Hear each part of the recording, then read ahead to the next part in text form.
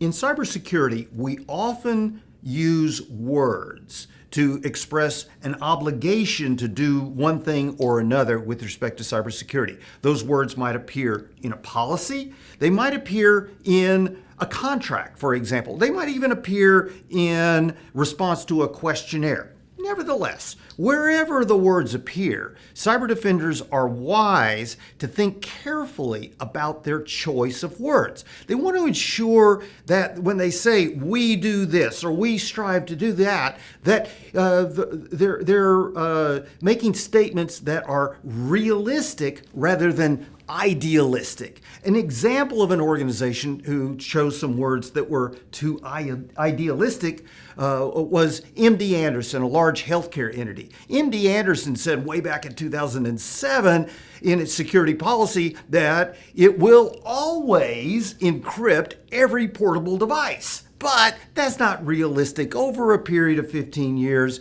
MD Anderson, like any other large entity, can't perfectly guarantee that it's going to encrypt every portable device. And therefore, organizations often need to be thinking about softer language such as we strive or we intend to use various methods for securing data on portable devices, including but not limited to encryption. So an example of a person wrestling with this kind of problem was a student who had taken my class at the SANS Institute, and he'd heard me talk about using softer language like strive or professional teamwork. He goes back to his organization and he starts promoting these softer words, and he gets pushback from his team. So he comes to talk to me on LinkedIn, and we talk about how he might argue within his team that less absolute language makes more sense. And so I asked the student, does your organization always follow all of the standards that it has written for itself? And this question was going back and forth in September 2021. So this was a year and a half after remote work had gone into play because of COVID.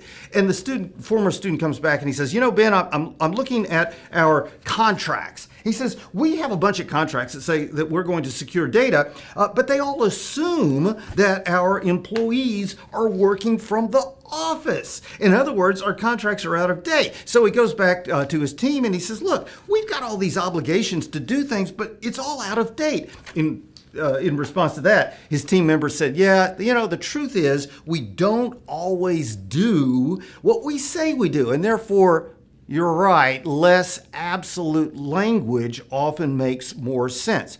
And so I see cyber defenders reaching for standards that they can articulate to say, well, this is what we do. For example, cyber defenders may want to say something like, we always follow best industry practice.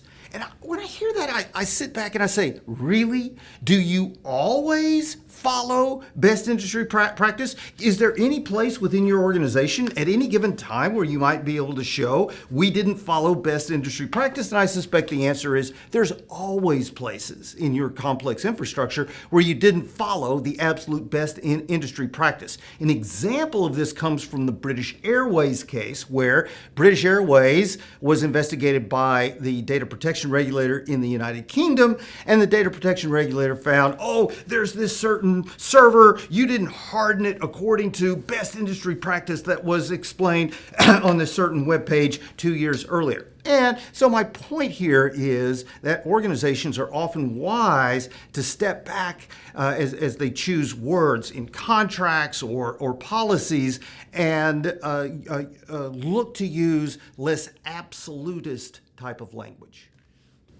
I teach a 5-day course at the SANS Institute.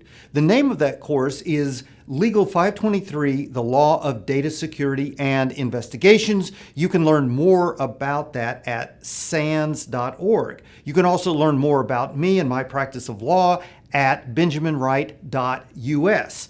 Here in this video, I've given some ideas that can help to address legal compliance or legal risk. Obviously, through this video, I'm not your lawyer, and if you need legal advice, you need to go hire a lawyer to give you specific legal advice. This video is only for public education.